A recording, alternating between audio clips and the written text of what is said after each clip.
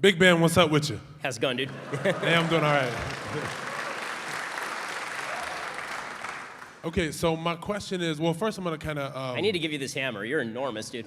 Like, you can wield this much better than I can. I look like one of the dwarves from Snow White and the Seven Dwarfs. Like go mining or something. Appreciate that.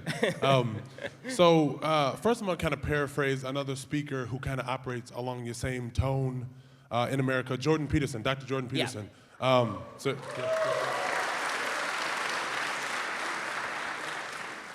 So one of the things that he often talks about is at the basis or the premise of the ongoing debate between conservatism versus liberalism is that at the basis of each, conservatism is like the protection of the hierarchy, whereas on the liberal side, it's more so the protection and promotion of egalitarianism. And so my question to you is, one thing that he makes clear is that both sides are necessary for, or are ideal in a country that moves forward at a fast pace as the United States has done. And so my question to you is, it seems as though you have you have such a hostility towards liberals and leftists, whereas I don't often hear you at all say that there's anything that you can learn from their side. In his book, 12 Rules of Life, one of the chapters is assume that the person in which you're speaking with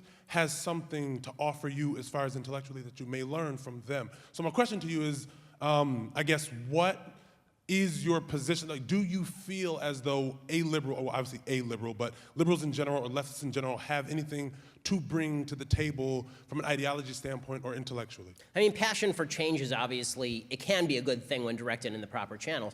As you say, the left's focus on egalitarianism is good so long as it is focused on the equal application of rights, not on the false attempts to override biology and natural hierarchies. So I think Jordan would agree with me on the idea that if you butt up against a natural hierarchy, or if you butt up against natural differences, because I don't think every difference is a hierarchy. If you butt up against natural difference, you butt up against reality. Trying to override reality with artificial equality is going to be a giant failure and can, as Jordan would say, murder millions in the process, right? That's what Jordan thinks communism was basically there are differences between human beings. Failure to respect those differences is what, in the name of equality, is what leads to the gulags. So while Jordan is, I think he's a little bit less robust in the language that he uses with regard to the left. He's just as anti-left with regard to the focus on hardcore egalitarianism, where the left. So I do think, and I do make a distinction between, as I've said, liberals and the left. The left is a far more censorious force. And they want to censor a lot more. They're a lot more tyrannical. They want to control a lot more from the top.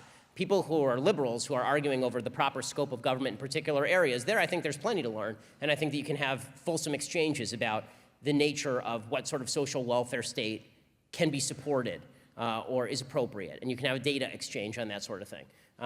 Where you can't really have an exchange is when you're running up against, is when people are falsifying the facts, as they are when they say that men and women are exactly the same, for example. So I appreciate the critique, and I'll try to take that to heart. Sure. And I think that, and I will acknowledge also that I think that folks had a lot more to learn from the left in the 1960s than they do now, because the country has moved in a lot of very good ways since the 1960s, and in some bad ways since the 1960s. Fair enough. Thank you.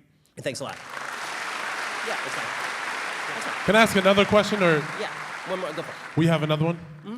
Okay, and this has to do with the whole, national anthem in players kneeling during games in the NFL. And so my question is this: I feel that regardless of whether you agree with the act or not, someone taking a knee during the national anthem at the beginning of a football game, I believe that if you don't say, okay, I disagree with the act, I don't think it's the right place, I don't think it's the right whatever the case may be, however, I agree with it in so much as I would like to protect that individual's freedom of speech. And my question is, I don't hear, well, you certainly, or a lot of anyone on the conservative side or right side, as you would call it, as someone may call it, defending, saying, okay, look, I don't agree with it, but I agree with that person's freedom of speech in that moment, or utilizing that act. So it depends on the forum. So this is a public university. I have a right to speak here, right? There's a difference between that and, for example, DePaul University. So DePaul University is a private university. Last year, I think it was last year, DePaul invited me to speak, or at least some of the students did.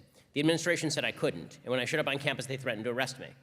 I didn't sue the university because they have a right to do that. I think they're wrong. I think they're foolish, but they have a right to do that. Okay. So Colin Kaepernick does not have the right to kneel on the sidelines of a private NFL event. If he wants to kneel in a park, he's more than welcome to do so. According to who, he doesn't have the right? Well, he doesn't have the legal right. He can't sue the NFL to force them to. Oh, sure, he can't sue the NFL, certainly. So that's the distinction that I'm making. When it comes, like, if Colin Kaepernick were to come here, like right here, you know, and like after the event that we haven't organized, he wants to kneel on the stage all day long, that's totally fine. It's a public university, he can do what he wants. So time, place, and manner restrictions are a thing, and so is private versus public. So I'll defend Colin Kaepernick's right to say whatever the hell he wants in any public area, so long as he's not violating the rights of private property owners to control their property, because they do have rights. Like, he couldn't come into my living room and just kneel on the floor.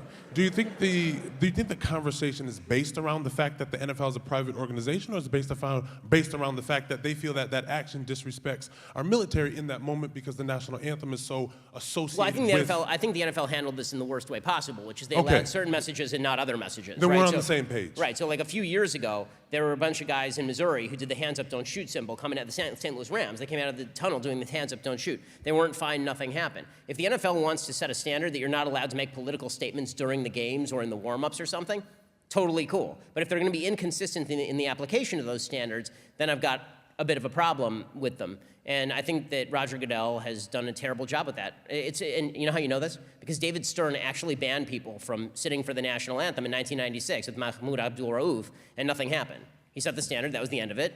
If you want to go protest, don't protest here, go protest somewhere else, and nobody cared. But that's really not even look, the larger issue about Kaepernick is, you know, whether it is appropriate generally for people to kneel for the national anthem or whether we should be insulted by that.